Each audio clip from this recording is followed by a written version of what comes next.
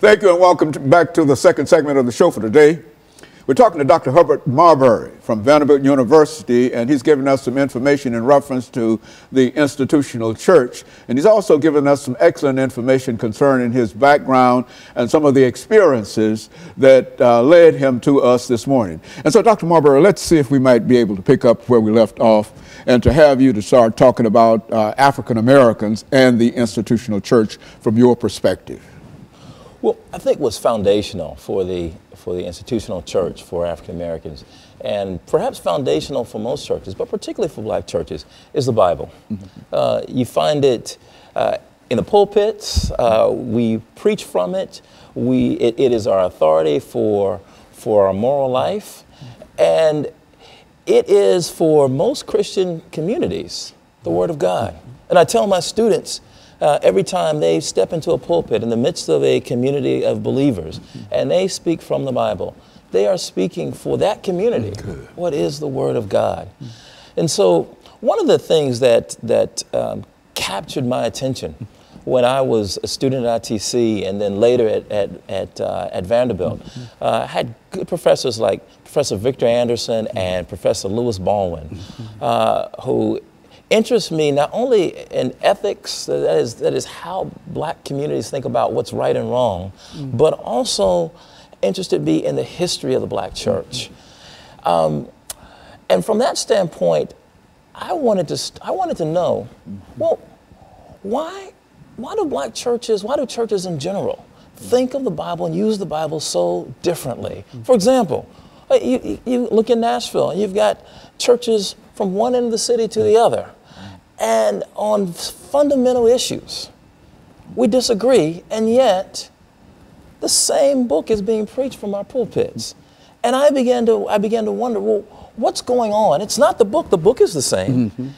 What's going on in the way that we interpret these texts? It's the interpretation of the book. Absolutely, it's the way.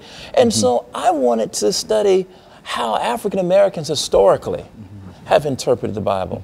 And so that's the reason I wrote Pillars of Cloud and Fire. It begins to look at African American biblical interpretation from the antebellum period, starting with slavery. And I look at various examples.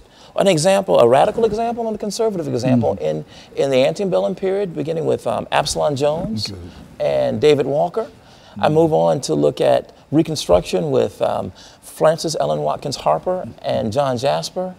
The Harlem Renaissance with Zora Neale Hurston. Then the era of civil rights with Adam Clayton Powell and Martin Luther King Jr. And finally, I look at the era of Black Power with Albert Clegg. Each one takes up the book of Exodus, but takes it up in a very different way. And they take it up based on what I talked about earlier. That is, what are the relevant challenges that my community faces? How can I continue to make the Word of God, the Bible, relevant?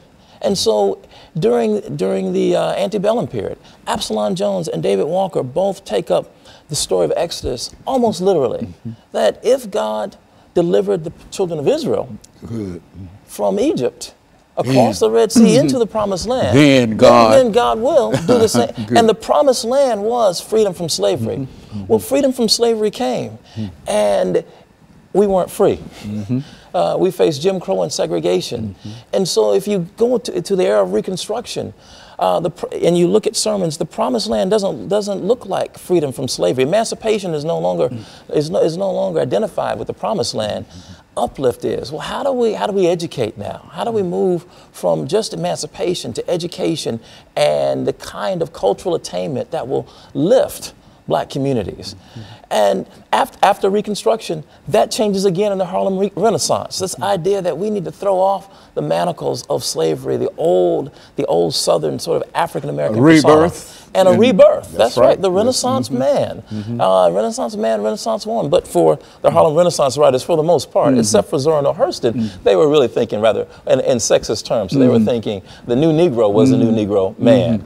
But Zora Neale Hurston, I thought, was one of the most interesting figures during that time. Her Moses, Man of the Mountain, helped African Americans rethink the Exodus story in a way that took the focus off a singular figure like a Moses figure and put it on the community and asked us to imagine together what it would mean if we all together walked into the promised land and we weren't waiting for or dependent upon one singular figure or God to send one person to deliver a whole group of people.